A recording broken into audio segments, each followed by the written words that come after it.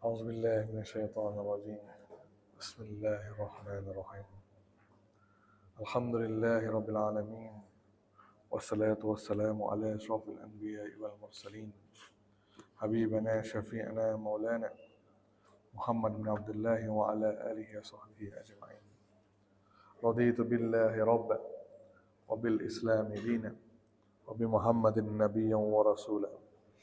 اللهم صل على سيدنا محمد. اللهم صل على سيدنا محمد. اللهم صل على سيدنا وحبيبنا وشفيعنا مولانا محمد، طب القلوب ودوائها وعافية أبدانه وشفائها ونور الأبصار وضيائها وعلى آله وصحبه وبارك وسلم. رب اشرح لي صدري ويسر لي أمري واحلل عقدة من لساني يفقهوا قولي. أما بعد. Assalamualaikum warahmatullahi wabarakatuh. Alhamdulillah, syukur kita kehadirat Allah Subhanahu wa taala dengan limpah kurnia dan rahmatnya. Allah telah menggerakkan tangan kita, Allah telah menggerakkan kaki kita, dan Allah telah memberikan kita kesempatan waktu untuk sama-sama hadir di masjid yang mulia ini, Masjid Fastabiqul Khairat. Kemudiannya Allah memilih saya dan semua yang hadir sama-sama duduk di dalam majlis yang mana disabdakan oleh baginda sallallahu alaihi wasallam sebagai Raudatul Jannah, taman-taman syurga di dunia. Moga Allah angkat kajian kita pada pagi ini sebagai Raudatul Jannah. Amin ya rabbal alamin. Apa kabar jemaah semuanya? Sehat? Baik, bertemu kita kembali dalam kajian rutin kita, masih membahas kitab Asy-Syama'il Muhammadiyah. Sudah masuk bab yang ke-35. Kalau minggu yang kemarin kita telah bahas tentang parfum Nabi sallallahu alaihi wasallam, kan? Sudah belajar tentang parfum dan juga gaya bicara Nabi sallallahu alaihi wasallam. Dan pada minggu ini kita akan bahas senyum dan tawanya Nabi sallallahu alaihi wasallam.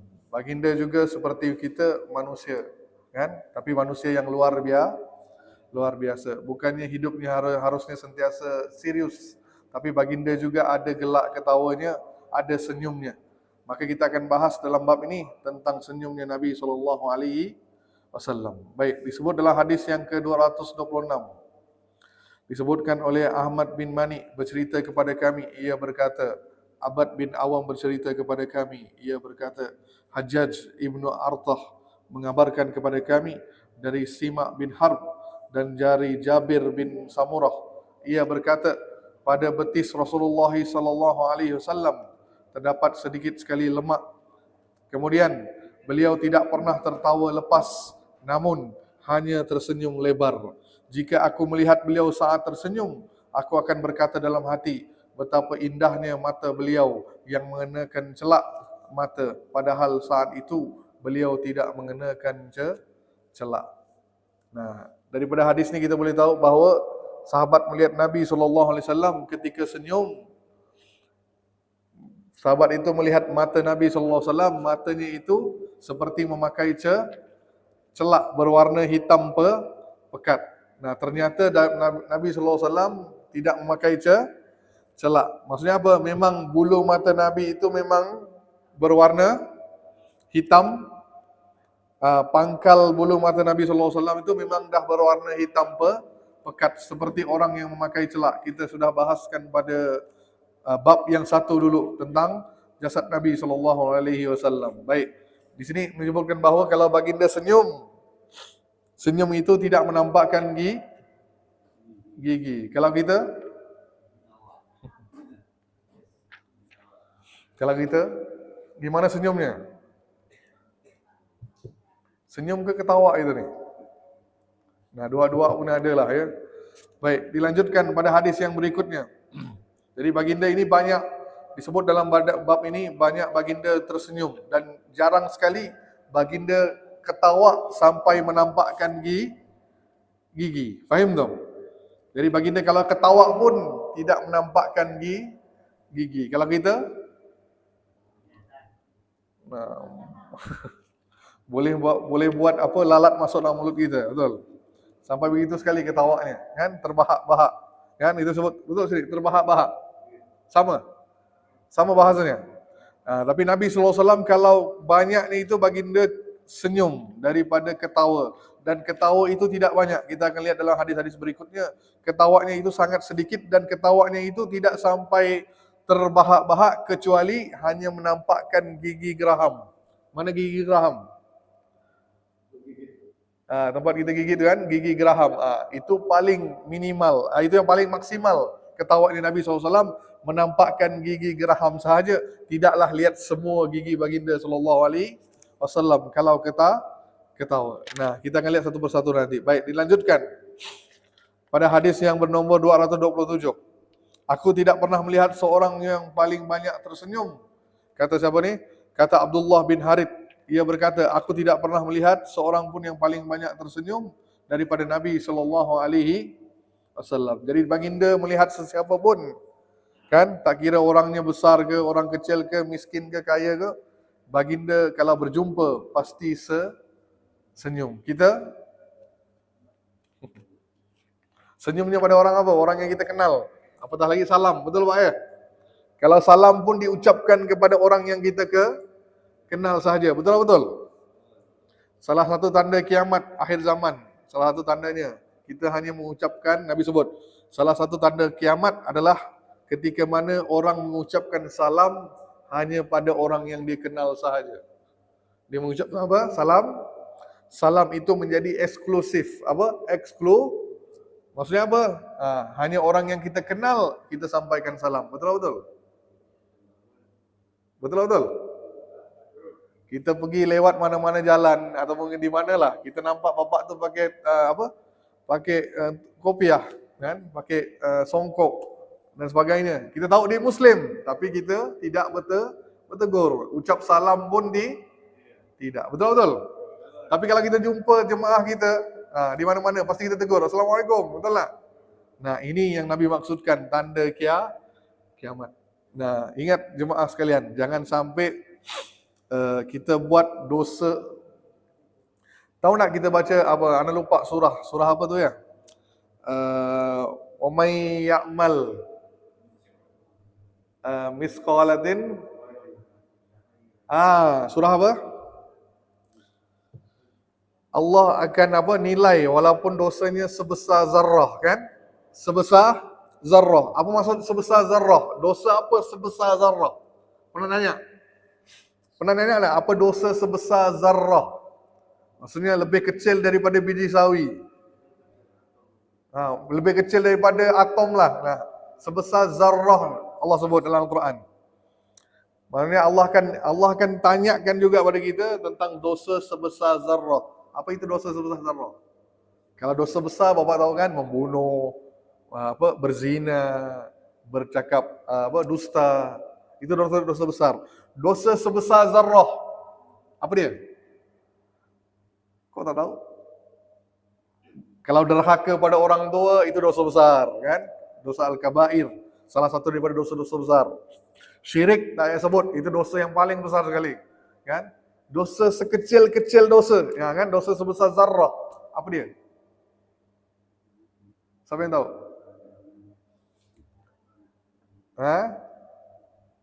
Apa bu? Debu? Nah, nanti di akhirat kita semua akan dihisap apa tidak? Yakin. Pasti kita akan dihisap. Ada orang akan dapat hisap yang mudah, kan? Ada yang hisap yang berat, kan? Dan hisaban yasira, hisap yang mudah, betul? Nah, ini kita minta kepada Allah agar dihisap dengan mudah. Tapi nanti kan ketika dihisap, siapa je yang akan menuntut dengan kita nanti? Ahli keluarga kita, betul? Terus apa lagi? Saudara mara kita, kan? Adik-beradik kita, kan? Teman-teman kita. Nah, bapak akan lihat orang ngantri nih nak menuntut dengan anda. Kenapa? Selepas anda dihisap oleh Allah untuk dosa-dosa anda, kemudian Allah akan tanya, ada siapa-siapa lagi yang di kalangan kalian yang nak menuntut bela orang ni? Orang ni akan masuk syurga. Allah tanya nih, orang ni akan masuk dalam syurga. Hisapnya dah selesai. Sekarang, ada tak siapa-siapa yang ada masalah dengan orang ni? Maka bapak akan lihat orang tua kita bangun, adik-beradik kita bangun, menuntut dengan kita. Betul? Maka dosa kita ditransfer ke orang dia, kan? Orang-orang lain. Betul tak ni? Dosa yang kita dah miliki ni awalnya masuk syurga, akhirnya kita masuk dalam neraka. Kerana apa? Gara-gara ada masalah dengan manusia. Nah, kembali lagi, bapak akan lihat semua yang bapak kenal ni ada masalah ni di dunia. Tiba-tiba bapak lihat ada seorang laki-laki yang bapak tak kenal pun, dia nak menuntut dengan bapak. Dia nak menuntut bela. Dia pun kata, "Ya Allah, aku nak menuntut bela atas orang ni." Maka langsung kita pun kata, "Ya Allah, aku tak pernah jumpa pun orang ni. Tak pernah di dunia aku tak kenal pun orang ni. Aku tak pernah jumpa dia pun. Macam mana dia boleh menuntut bela ke atas aku?" Maka apa kata orang tu? "Ya Allah, memang aku tidak ada urusan dengan dia. Aku tak kenal ini, aku bukan kawannya pun. Tapi pernah suatu ketika orang ini melewati suatu jalan. Ketika kami dua bersemuka, nah orang ini langsung berpaling wajahnya daripada aku, tidak mengucapkan salam ke atasku. Maka sekarang aku menuntut ke atas dia, ya Allah." Boleh faham? Ni sekecil-kecil dosa. Bapak jumpa orang lain, tahu dia Muslim, kan? Ataupun non-Muslim sekalipun, bapak tidak memberikan suatu senyuman, langsung muka berpaling, kan? Ada tak? Nah, maka kalau ada, hati-hati, nanti orang itu bisa menuntut di akhirat. Ni sekecil-kecil dosa. Nabi sebut sekecil-kecil dosa itu adalah anda minjam satu jarum, tidak pulangkan pada orang. Jarum, tahu jarum? Kecil kan? Ada nilai tak? Tak ada nilai. Kecil jarum ni anda pinjam, tapi tidak pulangkan. Itu sekecil-kecil dosa. Ni sekarang bukan zaman ni jarum lagi dah. Hutang pun tak bayar. Betul? Betul? Pergi ke apa pejabat pos sini, tahu pejabat pos? Apa pejabat pos yang hantar surat-surat tu? Apa? Nak tempatnya, kantor pos. Bapak pergi kantor pos kan? Nak ngisi borang, ngisi sebutnya formulir. Bapak ngisi formulir kan? Ngisi, pakai pen kantor tu, bapak pakai. Lepas selesai dah ngisi, langsung pennya langsung masuk ke sini. Bawa pulang. Walaupun terlupa, tiba-tiba ingat, ni pen kantor ni, terbawa pergi ke bank ke mana-mana kan, kita pinjam pennya pun tak dipulangkan. Itu pun Allah akan nanya pada kita nanti. Langsung kita kata, oh ni rezeki, ya. Langsung diingat rezeki. Ataupun bapak pergi ke mana? Ke Pertamina ngisi bensin. Ngisinya 50, tapi orang tu ngisi 100. Kita kata apa? Kalau kita orang yang beriman, apa kata kita? Pak, terlebih ni pak. Saya minta 50, bapak ngisi 50 lagi dah diberikan. Kan? Tambahan 50, 100. Ngisinya 100. Tapi kalau bapak ni orang yang kurang imannya, iman yang turun naik, apa kata bapak? Oh rezeki aku ni langsung jalan. Betul? Pernah apa tidak alami seperti itu? Pernah merasai melewati seperti itu? Pernah? Tidak pernah? Nah hati-hati, itu maksudnya anda nanti orang itu nuntut di akhirat. Maka berhati-hati. Maka Nabi SAW berjumpa dengan siapapun, baginda akan senyum. Jadi minimal kalau bapak tidak ucapkan salam sekalipun, maka minimal bapak senyum. Pak Ustaz, orang tu tak senyum pada saya. Tak ada masalah. Kan? Tapi jangan pula bapak senyum pada yang bukan mahram. Itu berdosa. Maksudnya laki dengan laki. Jangan perempuan pula nak senyum dengan laki-laki yang bukan mahram. Faham tak ni? Nah, ni maksudnya apa? Saya dengan bapak, bolehlah bapak senyum. Tapi kalau nampak perempuan di tengah jalan yang bukan mahram kita, maka jangan tegur, malah jangan ucap salam. Ni tidak. Assalamualaikum, tak jawab dosa, kata gitu kan. Betul? Nah, hati-hati. Maka jangan sampai jadi seperti itu. Maka Nabi SAW ketika berjumpa dengan siapapun, baginda akan senyum. Selanjutnya, bahagian baginda ketawa disebutkan dalam hadis bernombor 229. Nah, di dalam hadis yang bernombor 229 ini disebutkan bahawa baginda ketawa. Bagaimana ceritanya baginda ketawa? Disebutkan bahawa Abu Zar, ia berkata, Rasulullah SAW bersabda, aku mengetahui orang yang pertama kali masuk syurga. Apa dia? Nabi mengetahui orang yang pertama kali masuk syurga? Siapa? Apalah Bilal, Nabi sendirilah.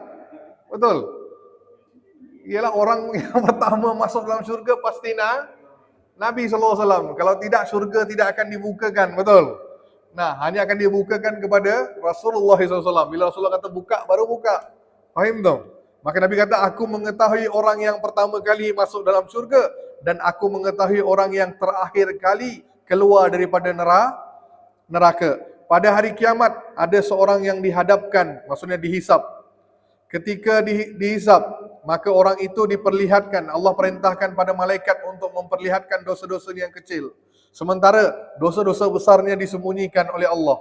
Lalu Allah berkata, bukankah kamu telah buat ini dan itu pada hari itu dan ini? Kemudian laki itu mengakui dan tidak mengingkarinya. Kerana ia sedih atas dosanya, langsung Allah katakan, gantikan segala kesalahannya dengan kebaikan. Maka ketika Nabi berceritakan itu, Abu Zar berkata, Nabi SAW sampai ketawa senang hati, sampai tertawa, sampai ternampak gigi taringnya. Nabi SAW. Apa maksudnya? Nah, Nabi bercerita dengan sahabat, di akhirat nanti aku tahu orang yang pertama kali masuk dalam syurga dan orang yang terakhir keluar daripada neraka. Nah, Nabi ceritakan keadaan di akhirat kelak. Ada seorang laki-laki nih berjumpa dengan Allah untuk dihisap. Ketika dihisap, nah orang ni tahu nih, dia ada dosa besar, dia ada dosa kecil. Orang tu tahu kan, kita otomatis tahu apa dosa kita. Nah, tapi Allah tunjukkan dia, ni dosa-dosa kecil engkau. Ditunjukkan dosa-dosa kecil. Allah tidak sebut tentang dosa besar. Contoh, dia berzina. Allah tak ceritakan tentang zina. Allah cuma kata, kau buat dosa kecil. Contoh, apa dosa kecilnya? Engkau suka menunda-nunda solatnya. Kan? Engkau suka, Engkau suka benda-benda yang kecil lah. Buat-buat yang remeh. Nah, maka Allah tunjukkan, orang itu pun mengakui dosanya. Tidak mengingkari. Dia kata, bala ya Allah, betul. Aku buat ini, aku buat itu. Nah, seterusnya Allah kata apa? Dah selesai hisapmu. Sekarang aku masukkan engkau dalam syurga. Ya Allah, ada dosa besar yang kau tidak sebutkan pada aku. Ternyata aku pernah lakukan dosa besar. Kenapa tidak disebutkan dosa besarku ya Allah? Maka Allah kata apa? Aku gantikan seluruh dosa-dosamu dengan kebaikan. Kerana apa? Kerana engkau dulu pernah beristighfar sekali dan istighfarmu itu sangat ikhlas. Ikhlas. Maka itu yang menyebabkan aku mengampuni semua dosa-dosamu. Maka kau sekarang masuk dalam syurgaku. Maka Nabi lihat dengan pemurahnya, kasih sayangnya Allah. Maka Nabi pun ketawa menceritakan kisah itu. Faham tak? Jelas Pak? Jelas? Dan itu menunjukkan apa? Allah itu maha penyayang. Jadi setiap dosa kita, kalau kita bertaubat dengan bersungguh-sungguh, insya-Allah akan diampuni oleh Allah. Ingat, di akhirat tu bukan mudah Pak. Ingat nih, dunia selepas kita ni, selepas dunia, bab tentang kematian ni, masuk ke barzah. Kemudian barzah ke mana lagi kita? Di mana kita? Akhirat di mana? Setelah barzah, ke mana destinasi selanjutnya? Mahsyar, padang mahsyar. Pernah lihat sudah ada apa belum padang mahsyar? Sekarang sudah ada apa belum padang mahsyar? Yakin? Syurga dah ada apa belum? Neraka dah ada apa belum? Sudah ada? Neraka ada, syurga ada. Padang mahsyar? Kenapa belum? Kenapa nantinya? Padang mahsyar tu dunia kita lah sekarang. Faham? Allah akan hancurkan dunia kita ni, kemudian Allah akan jadikan seperti hamparan, sebuah padang yang sangat luas, kan? Di situ antara kita akan ada matahari yang baru, dunia yang baru. Matahari yang baru, dunia yang baru. Nah, bedanya tak seperti sekarang. Matahari pada itu ditegakkan sejarak 1 mil. 1 mil. 1 mil berapa kilometer, Pak? 1 mil. Sekilo? Berapa? Nabi kata apa? Antara kalian dengan matahari di padang mahsyar adalah jaraknya 1 mil. 1 mil. 1 mil berapa kilometer? Hampir 2 kilometer. Yakin? Nah, sekarang jarak kita dengan matahari jaraknya berapa? Tak terhingga ya, mungkin ratusan jutaan mungkin kan, tapi merasa panas tak? Panas tak Pak? Panas. Tapi apatah lagi kalau jaraknya 1 mil. Tapi Nabi sebut, ada ulama yang menafsirkan 1 mil yang Nabi maksudkan itu bukannya jarak kita kilometer. Tak. Apa dia? 1 mil itu Nabi kata, bisa orang Arab kalau dia pakai celak, tahu Pak celak? Celak dari sini sampai ke sini, satu tarikan 1 mil. Boleh faham? Dari sini Bapak tarik ke sini, ujung sini ke ujung ni, 1 mil. Maksudnya, letaklah kepala kita ni. Jarak mana? Sangat dekat apa tidak? Sangat dekat. Maka orang yang berdosa itu dia akan berkeringat. Ada yang keringatnya sampai ke sampai ke mata kaki.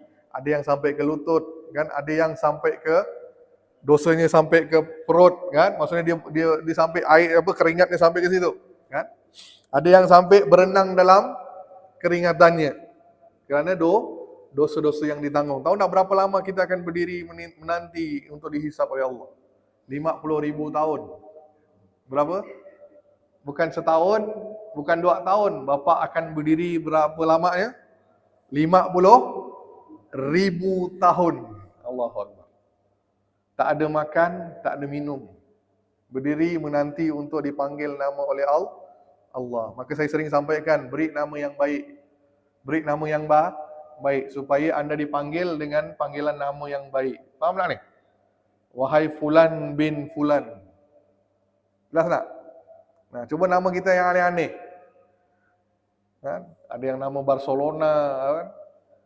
Ada yang nama entah apa-apa nama. Saya pun tak tahu, orang Indonesia ni luar biasa. Ya Allah.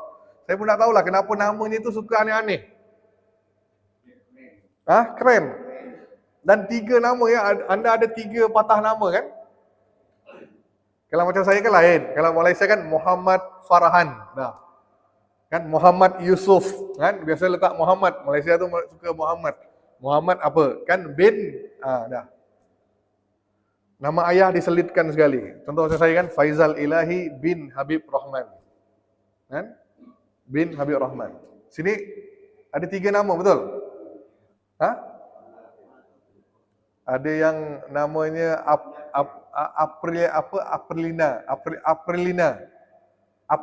Apriani ke entahlah. Ada kata kenapa nama Aprina ni? Oh, saya lahir bulan April. Ada? Ya Allah, janganlah. Saya kata yang nikah, yang ada anak nanti beri nama-nama yang baik.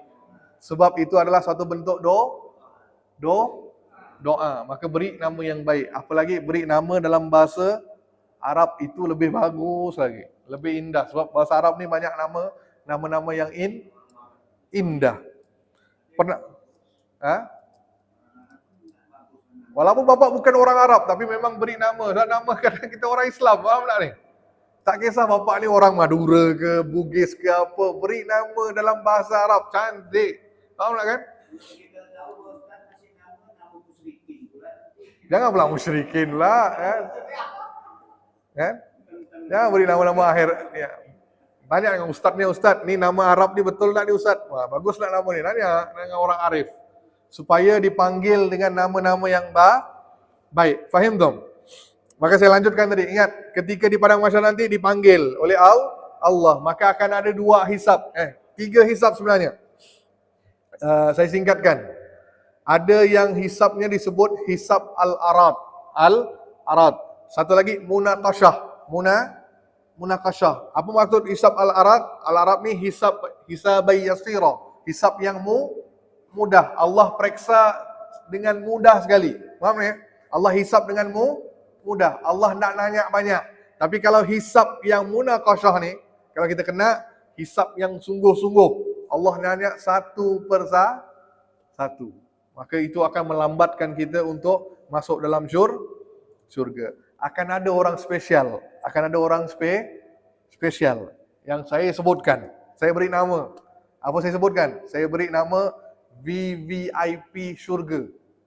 Bukan VIP, VVIP syurga. Apa maksud VIP, Pak? Very very important person, kan? Sangat penting. Syurga maksudnya apa?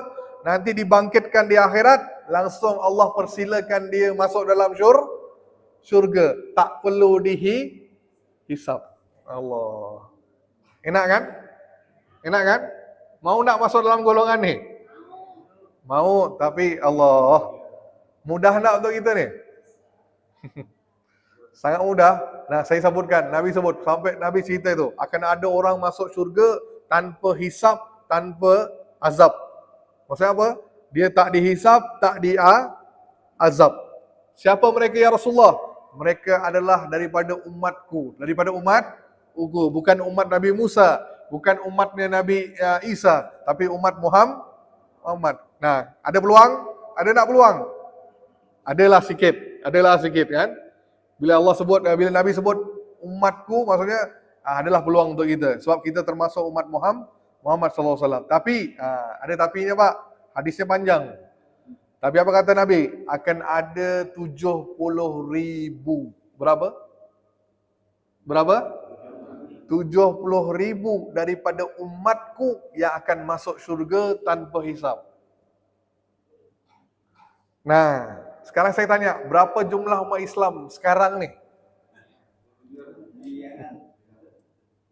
Tak usah sekarang lah, kita nanya zaman Rasulullah. Bapak tahu ketika Rasulullah wafat, ketika itu sahabat Nabi berjumlah 200,000. Sahabat Nabi, berapa jumlahnya? 200,000. Apa maksud sahabat Nabi? Dia pernah lihat Nabi walaupun sekali dan dia beriman dengan Nabi. Ingat ni, maksud sahabat tu apa? Dia pernah lihat Nabi walaupun sekali, tapi dia beriman. Ada yang pernah lihat Nabi tapi tak beriman. Contoh Abu Jahal, bukan sahabat. Faham tak ni? Dia melihat Nabi tapi tidak beriman kepada Nabi. Itu maksud sahabat. Sahabat maksudnya orang yang pernah lihat walaupun sekali dan dia beriman kepada Nabi. Maka saya sebutkan sahabat ada 200,000. Ada tak peluang untuk kita ni? Tak ada langsung lah Pak, kan? 200,000 waktu Rasulullah wafat dengan berbanding 70,000. Sangat sedih. Bukan tak mungkin lah. Tak mungkin ada peluang untuk kita sekarang ni. Sekarang dah 2 miliar, betul? Hampir 2 miliar lah jumlah umat Islam. 2 miliar sedunia kita. Nah, ada tak peluang? Tak ada peluang. Tapi hadisnya tidak selesai di situ. Luar biasanya Nabi SAW ingin kita semua masuk dalam syurga tanpa hisab dan azab. Maka Nabi kata apa? Aku berdoa kepada Allah, minta tambahan. Minta. Lihat, Nabi minta, ya Allah, umatku ramai, 70,000 itu sangat sedikit. Tak cukup untuk umatku, ya Allah. Tambah lagi. Maka Allah kata apa? Kalau begitu aku beri tambahan. Tambahannya berapa? Setiap 1,000 daripada 70,000 itu akan bawa 70,000 lagi. Apa dia? Setiap 1,000 daripada 70,000. Berapa dah? Maksudnya apa? 70,000 dikali, apa pula kali 2? Apa matematikanya lemah sangat ni? Mana jago matematika ni? Aduh, mana yang accounting, mana yang kira-kira? Tak ada. Mana yang ahli hisap? Bukan hisap ni, saya kata hisap kira-kira. Mana? Setiap 1,000 daripada 70,000 bawa 70,000 lagi. Jadi 70,000 dikali, apa pula 7? 70 lah. Apa pula 7? 70, betul kan? Setiap 1,000 daripada 70,000. Jadi 70 dikali 70,000. Berapa dah? 4,9 miliar. Miliar ke juta? Juta, baru juta. Maka apa kata Rasulullah? Ya Allah, tak cukup. Tak cukup. 4,9 juta. Ada tak peluang untuk kita? Adalah sedikit. Mungkin 0,000% untuk itu. Ada peluang, tapi sangat sedikit berbanding 2 miliar saya sebut tadi. Nah, maka apa kata Nabi SAW? Aku berdoa lagi kepada Allah, minta tambahan. Zidni ya Rabb, tambahkan untuk aku ya Rabb. Maka hadisnya selesai. Apa kata Nabi SAW? Apa kata Allah? Nah, ya Muhammad, aku beri tambahan. Tapi kau selepas ini tak boleh minta tambahan. Maksudnya ini yang terakhir. Hadis Bukhari. Ini yang terakhir. Tak boleh minta tambahan lagi. Nah, sampaikan ulama kata apa? Para mufassirin tak bisa tafsir kalimat yang terakhir nih. Tak bisa tafsir. Apa tafsirnya? Apa kata Allah? Aku akan tambahkan lagi bilangannya dengan 3 kali tadahan ataupun 3 kali cedokkan tanganku.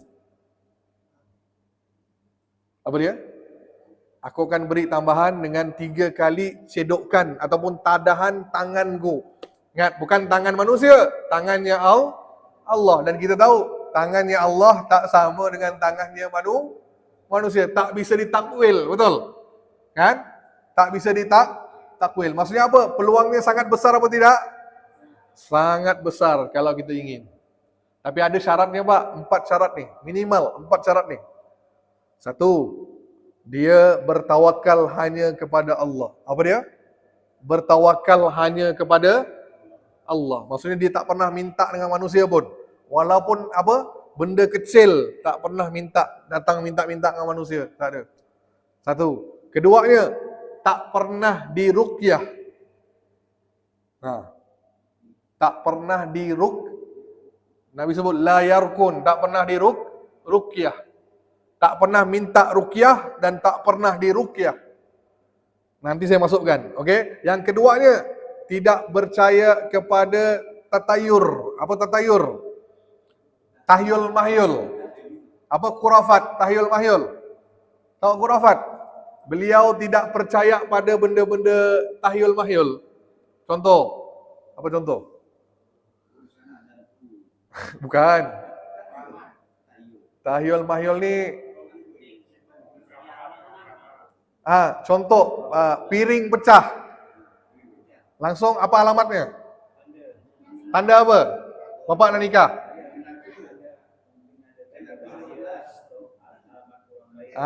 Itulah tahyul mahyul. Dalam Islam tak ada seperti itu. Jelas Pak? Ataupun bapak pernah ya, saya pun sendiri pernah. Sampai sekarang, umi saya masih buat. Apa dia? Kalau saya nak keluar, tiba-tiba mak dah hidangkan air, dah hidangkan makanan. Apa kata mak saya? Makan dulu, kalau tak makan pun jamah nak, kalau nak kau kan kembu. Sampai sekarang umi saya masih buat benda tu. Nah, kalau bapak buat, bapak dah buat perkara tahyul mahyul. Dalam Islam tak ada. Pak Ustaz, saya pernah Ustaz, saya tak dengar kata umi saya pun buat, saya pun keluar, saya terkena musibah. Itu kenapa? Kerana syaitan. Syaitan buat kita percaya. Faham tak ni? Tadi kau tak sentuh makanan tadi, suatu lah kau kena celaka. Faham tak ni? Walhal kita keluar, Nabi ajar kenapa? Bismillah, tawakkaltu ala Allah, la haula. Nah, apa nak takut? Betul? Kalau terjadi pun musibah dengan kita, memang dah qadarullah. Dah memang takdirnya Allah. Mana bisa bapak kata, oh ni kerana aku tak sentuh makanan tadi lah, kan? Aku kena kembunan. Tak ada. Ni tahyul mahyul. Sampai sekarang, orang tua saya masih buat benda tu. Tapi saya buat. Kan? Saya kan dah tahu ilmunya. Saya nak sampaikan pada orang tua saya tak bisa, kerana mereka tak nak dengar. Sudah menjadi sebuah kepercayaan. Maka apa saya buat? Saya akan sentuh makanan tu, saya akan minum sebentar walaupun sedikit. Tapi saya meyakinilah hati saya, Allah yang memberi mudarat dan Allah juga yang menjauhkan dari mudarat. Faham tak ni? Saya minum tu kenapa? Bukan kerana percaya, tapi jaga hati orang tu. Yes, menghormati supaya mereka tidak tersinggung. Maka bapak, kalau masih ada orang tua ke siapa yang bilang itu, bapak buatlah. Tapi kalau bisa nasihatkan dia. Faham tak ni? Tak bisa nasihat, bapak cuma sentuh tapi yakini Allah yang mengatur semuanya. Faham tu? Jelas? Berapa tadi syaratnya? 3. Dan yang terakhir, tidak berubat dengan al-kai. Apa tu? Al-kai. Apa tu al-kai Bapak Ibu sekalian? Al-kai itu adalah besi yang dipanaskan. Apa dia? Besi yang dipanaskan. Orang Arab jahiliyah tu, bila mana dah coba berobat, tak sembuh. Contoh ada luka ni, dah berobat, dah coba semua ubat, tak bisa sembuh. Maka terakhir dia buat apa? Dia ambil besi, terus dipanaskan, tusuk ke tempat yang sakit. Supaya apa? Bukan sembuh. Yang lama ni hancur, tumbuh yang baru. Nah, Nabi larang kita guna al-kai. Itu perbuatan yang apa? Nabi kata yang terakhir. Aku tidak sukai al-kai. Kalau boleh berubat yang lain, silakan. Jangan sampai al-kai. Nah, nak masuk syurga tanpa hisab tadi, dia tak boleh berubat dengan al-kai. Tapi zaman sekarang ni kan mana ada jam zat tusuk-tusuk.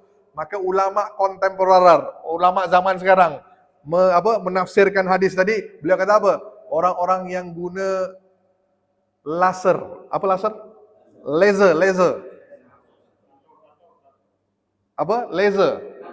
Ya, bapak tato ke, bapak kemioterapi ke, bapak apa yang ibu-ibu yang sezar ke. Sezar, betul? Yang lahirnya pakai laser kan? Maka anda tidak berpeluang masuk dalam golongan BVIP syurga. Ustaz, layar kun tadi, orang yang tidak pernah minta ruqyah, maka tak boleh ruqyah ke Pak Ustaz? Bukan. Yang Nabi maksudkan, kata ulama, pendapat yang lebih kuat, apa kata mereka? Yang dimaksudkan Nabi tak boleh minta ruqyah adalah ruqyah syar'iyah. Bukan ruqyah syariah, ruqyah syirikiyah. Apa dia? Kan ada ruqyah dua Pak, syariah, syirikiyah. Syariah, minta Ustaz tolong bacakan doa. Faham tak ni? Beri air, minta bacakan doa. Itu boleh. Memang Nabi pun buat. Faham tak ni? Yang Nabi maksudkan ruqyah syirikiyah. Apa ruqyah syirikiyah? Baca mantra-mantra. Faham tak ni? Beri tangkal jimat. Apa lagi? Yang beri raja-raja, rumus-rumus, pak gantung, pajang. Itu pergi ke dukun. Faham tak ni?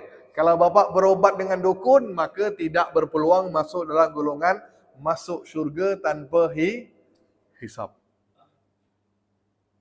Nah, jelas? Nah, cuba lihat, 4 ni ada tak dalam diri kita? Kalau belum ada, maka belum. Belum. Kalau pernah Ustaz, saya pernah buat, tak ada masalah.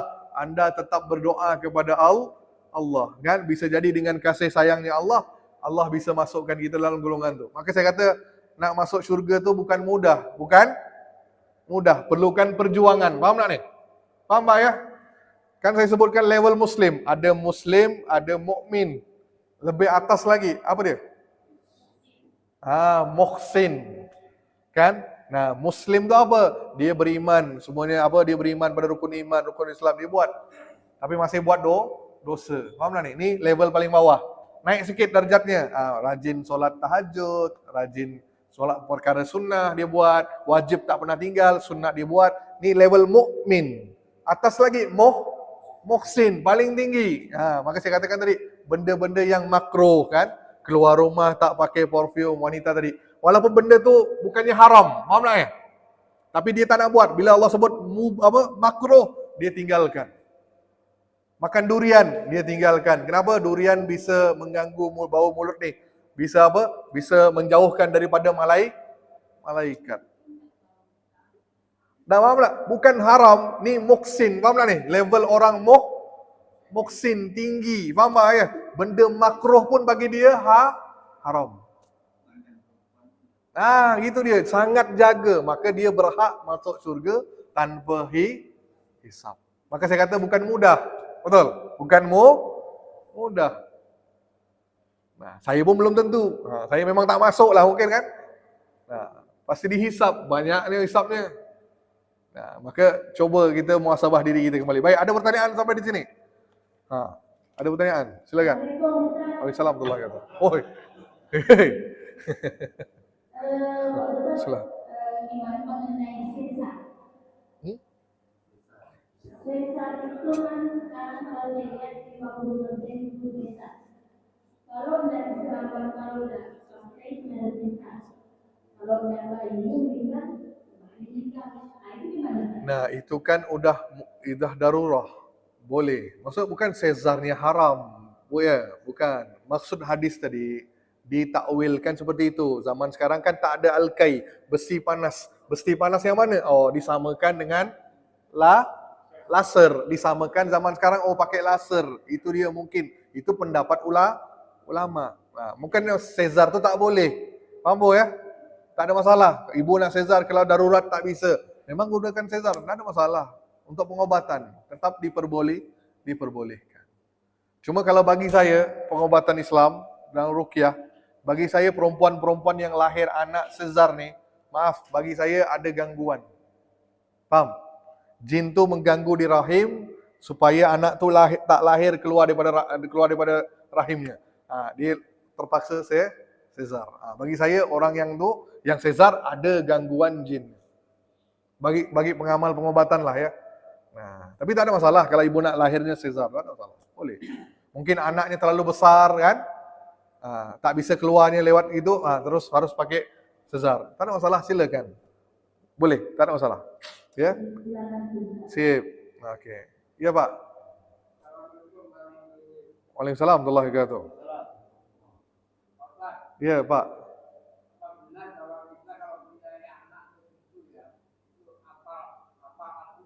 Iya. Nolong orang tuanya di akhirat. Ya. Baik. Ya, hadisnya ada. Kalau ada anak-anak kita yang menghafal Quran, bukan hanya menghafal ya, dia dekat dengan agama lah pokoknya kan. Bukan hanya menghafal Quran, kan? Maksudnya anak yang soleh, insya-Allah dia akan beri syafaat di akhirat. Kan syafaat ni banyak, Pak. Ada syafaat Rasulullah, ada syafaat malaikat, ada syafaat daripada suami, banyaklah. Syafaat tu ada banyak. Maka termasuk salah satu syafaatnya tadi, anak sendiri boleh bantu orang tuanya di akhirat. Dengan izin Allah. Anak yang soleh. Anak yang, kalau dia penghafal Quran buat dosa, maka jangan harap. Faham tak ni? Sekadar dia menghafal sahaja, tak mengamalkan isinya, tetap tidak ada manfaat. Yang maksud Nabi itu penghafal Quran dan dia mengamalkan isi Al-Quran. Baru jadi bisa beri syafaat kita. Baru diberi perhiasan mahkota pada orang tuanya. Bisa. Bisa, Pak. Dengan izin Allah. Sip. Ada lagi? Ya.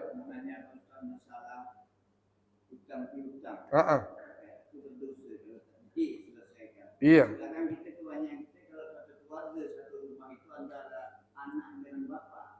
Kadang-kadang anak itu tuh terbiasa ngomong, Pak Ustaz gue ini Pak, nak ini kan, nak itu dia.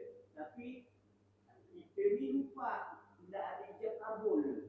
Lalu meninggal lagi. Itu macam mana hukum ini Pak? Itu apa tetap berhutang, berdosa, bagaimana Ustaz? Tolong dijelaskan Pak. Kalau anak berhutang sama Pak, ya. Kami kecil nak beli barang kecil, tapi ijab kabulnya dia ngomongnya mau hutang. Barang kecil tu kecil mana? Dia bisa nak beli rokok ke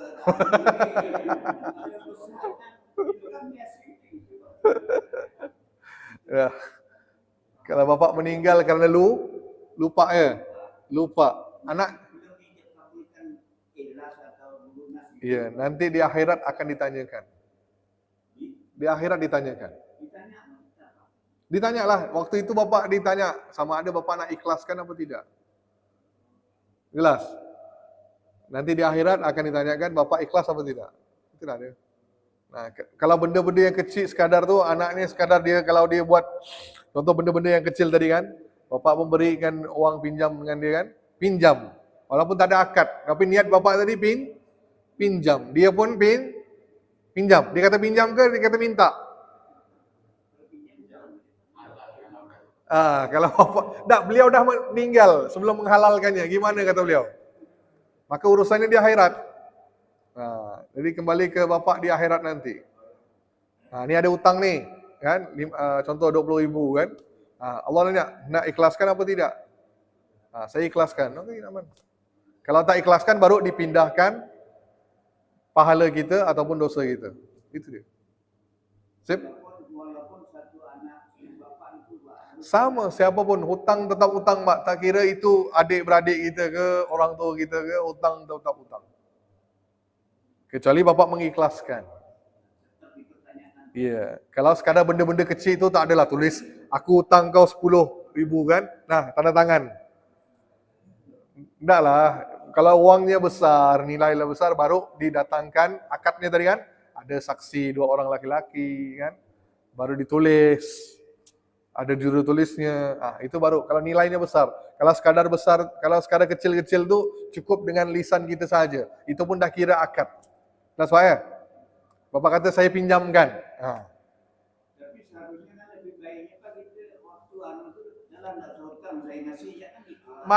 Maka tugasnya tadi, bila bapak meninggal, kan setiap kali sebelum dimakamkan kan, selesai sholat kan orang nanya nih.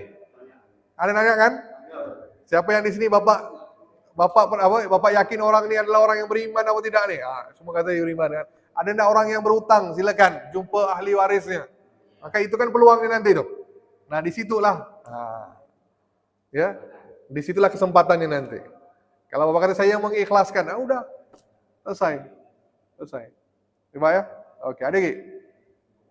Iya Pak, ada lagi? Assalamualaikum warahmatullahi wabarakatuh. Iya.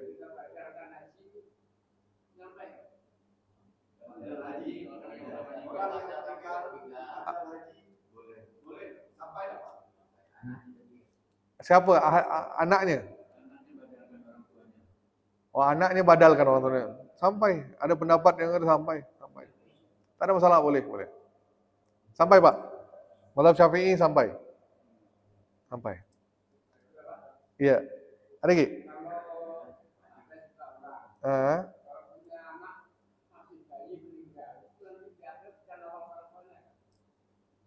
Oh, belum Pak. Oh iya, anak yang oke. Anak itu pasti dalam syurga. Dan dia menanti orang tuanya. Bisa beri syafaat juga. Bisa dengan izin Allah Subhanahu wa taala. Assalamualaikum. Banyak nanya. Oh, ini banyak nih. Sebentar loh, yang terakhir. Adik Ibu, adik yang lain. Tahan lo. Adik. Udah? Iya Pak? Bu. Misalnya kita punya anak bayi meninggal gitu, sampai 5 sampai 6. Bisa? Kita punya bayi meninggal. Iya. Ini kan kalau orang tuanya nggak sholat, kan bisakah bayi itu membantukan itu? Bantu meringankan doa dengan doa bisa kali, meringankan dosa, meringankan siksanya. Ya Pak, ya Bu. Maksudnya segalanya kembali kepada Allah. Allah yang berkehendak siapa yang harus terima syafaat, siapa yang tidak. Contoh nih, anak dia meninggal dan kita lihat anak yang mana nih? Tak semua anak Pak, sebab dengar baik-baik. Anak yang meninggal dalam kandungan contohnya. Kalau anak itu dah usianya 120 hari. Berapa? 120 hari. Maksudnya 4 bulan anak itu meninggal, baru disebut sebagai anak yang betul-betul sempurna. Kalau dia di keguguran, tempohnya di bawah 4 bulan, maka itu belum lagi disebut sebagai anak yang sempurna. Kenapa? Allah belum tiupkan rohnya. Paham tak nih? Jadi anak itu belum, memang anak itu memang tak ada di situ. Jelas ya? So, belum lagi ditiupkan roh. Kalau dah 4 bulan ke atas, baru dikira sebagai anak. Nah, 4 bulan ke atas nih. Maka saya sebutkan tadi. Kalau anak itu meninggal 4 bulan ke atas tadi, terus di surga, anak kan pasti masuk surga nih kan? Nah, di sana orang tuanya pula dosa. Maka masuk dalam neraka. Di neraka nanti itu dia boleh minta, ya Allah keluarkanlah orang tuaku. Dia doa. Sama ada Allah kabulkan apa tidak, itu terpulang pada Allah. Ya Allah ringankan dosa seksa orang tuaku. Bisa jadi diringankan. Kalau tidak keluar pun diringankan. Bisa jadi dengan izin Allah Subhanahu wa taala. Lagi, adik, Pak, sini ada. Siapa tadi? Ya, Pak. Bapak. Bukan? Enggak ada? Iya, Pak. Waalaikumsalam warahmatullahi wabarakatuh.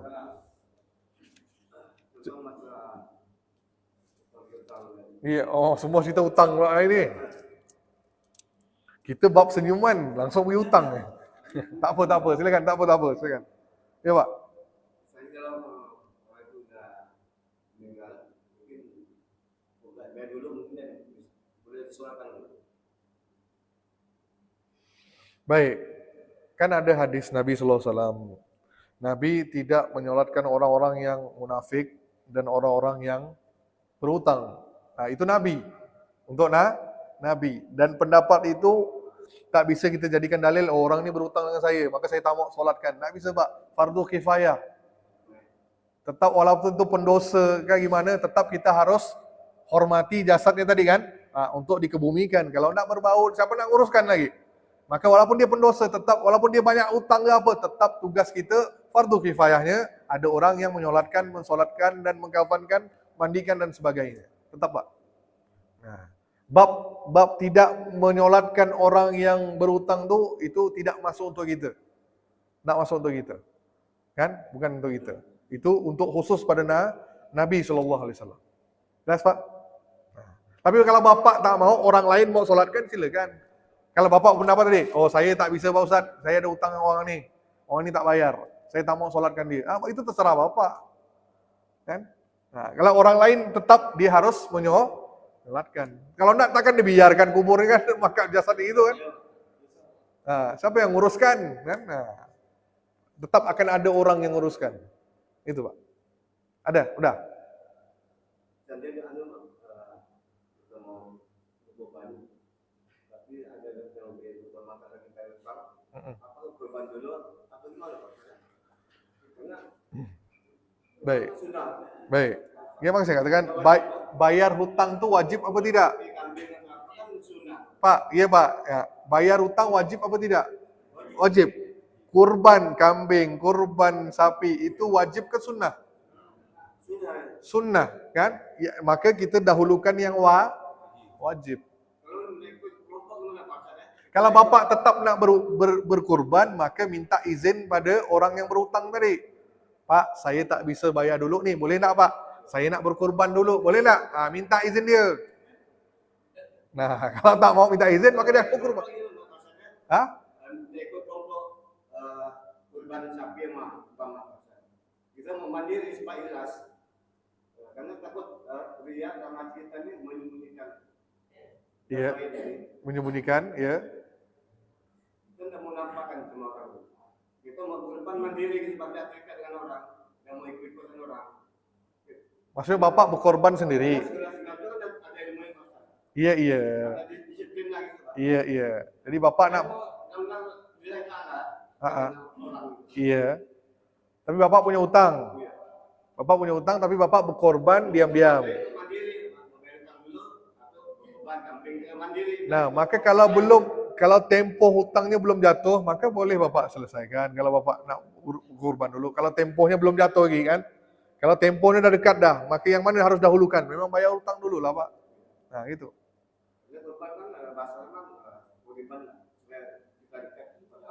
Iya, itu kan.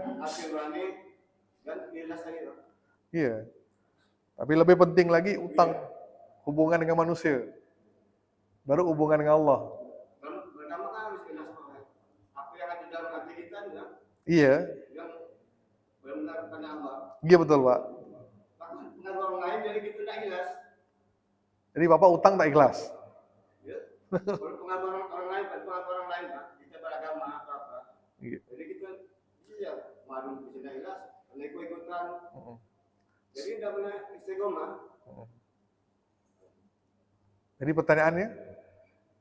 Tentang ibadah itu lagi, Pak. Oh, amalan dulu atau utang. Maka saya katakan tadi, yang mana kalau belum.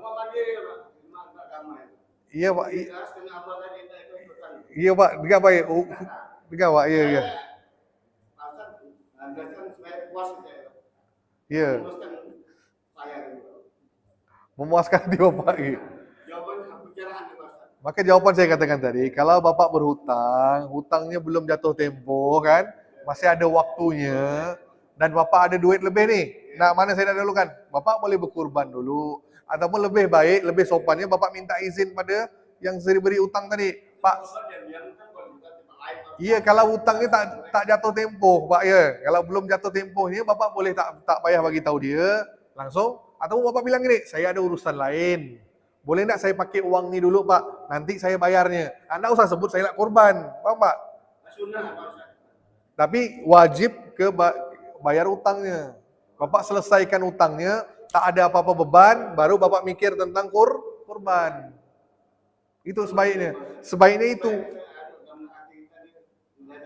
Sebaiknya itu. Bayar utang dulu. Dah jelas. Bayar utang dulu baru kurban.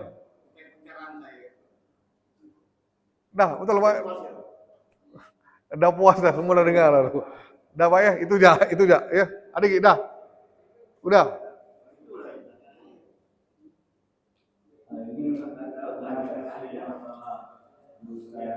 Iya, singkat padat.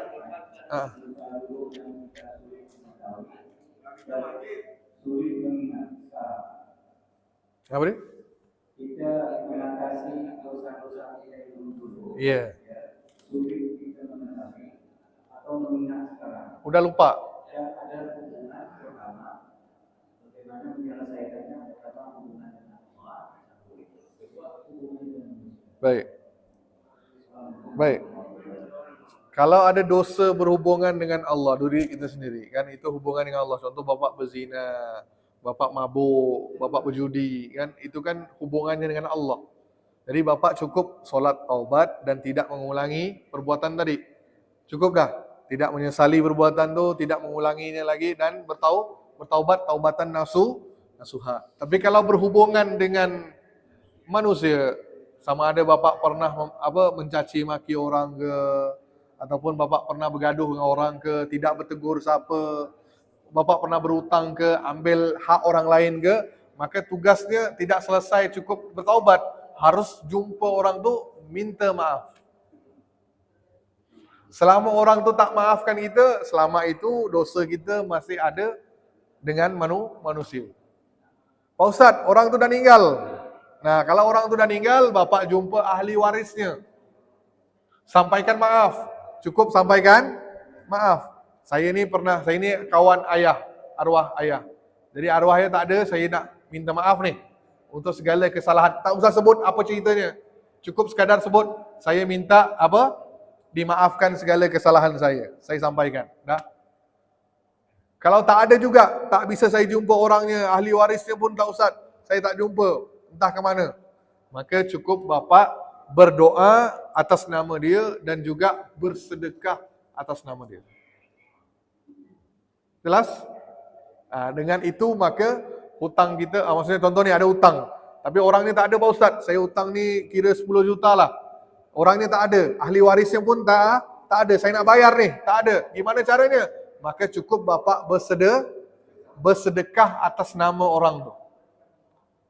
Supaya nanti di akhirat ketika orang tu nuntut, Bapak bisa bilang, aku dah sedekah atas nama kau. Aku dah cari, tak bisa jumpa. Maka aku dah sedekahkan ke masjid.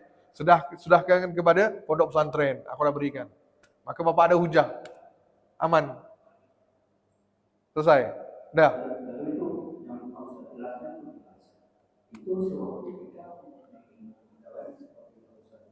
Ya, kalau Bapak lupa sekalipun, Bagaimana saya sekarang mengetahui ilmu tentang yang Bapak jelaskan? Apakah itu masih masuk kategori tanggung jawab atau lepas? maksudnya? Maksudnya begini, saya kan misalnya Ni yang tanyaan ni jauh ke yang dengan saya misalnya berdosa dengan si A, lalu dosa itu saya kan tak mengetahui saya berdosa karena saya belum tahu dengan aturan agama. Terus? Sekarang saya sudah tahu dengan aturan agama. Bapak carilah orang tu. Yang perbandingan maksud saya itu, apakah dalam saya tidak mengetahui tadi itu tidak ada maksud dosa? Atau setelah saya tahu, Kalau orang tu mikir memang Bapak ni ada masalah dengan dia, itu tetap dosa. Kalau orang tadi tu masih mikir. Tapi kalau dia dah lupakan, bapak pun dah lupakan, maka tak ada masalah. Nah, maka kita nak mengelak orang tu nuntut kita nanti, itu je. Walaupun bapak dah lupa ni. Kan? Nah, untuk mengelak, hindari daripada dia menuntut nanti, pastikan dia tak ingat. Kalau dia masih ingat, bapak lah tugas harus minta maaf. Jelas Pak ya? Nah, bukan maksudnya saya dulu Ustaz dah buat banyak dosa dengan manusia. Sekarang baru tahu nih, maka saya lepas ke? Tak lepas. Bapak masih ada dengan dia. Walaupun bapak jahil dulu. Sekarang dah solat kan, dulu enggak. Tetap dinuntut. Tetap akan dinuntut. Kan? Jelas Pak ya? Sebab kita akan dikira dosa tu sejak bila? Sejak kita akil balik. Dari akil balik tu perkiraannya dah mula. Jelas Pak? Tetap dikira. Kalau bapak waktu SD pernah ambil duit orang ke apa, kan itu SD. Belum lagi akil balik contoh. Maka bapak dimaafkan. Kan? Tapi kalau dah akil balik SMP, SMA kan, bapak tetap dikira sebagai dosa. Tak bisa saya dah lupa. Dulu saya jahil, saya tak tahu agama. Sekarang baru saya tahu. Baru tahu sekaranglah peluang bapak untuk membersihkan balik sejarah silam bapak tu. Jelas Pak? Yes, pasti balik. Pasti balik. Jadi cari mantan bapak, semua mantan ke siapa kan? Yang pernah dikecewakan ke apa kan? Sip, itu saja insyaAllah. Kita akan lanjut lagi pada pertemuan berikutnya. Wabillahi taufiq wal hidayah. Assalamualaikum warahmatullahi wabarakatuh. Tutup dengan tasbih kafarah. Subhanallah wa bihamdika asyhadu an la ilaha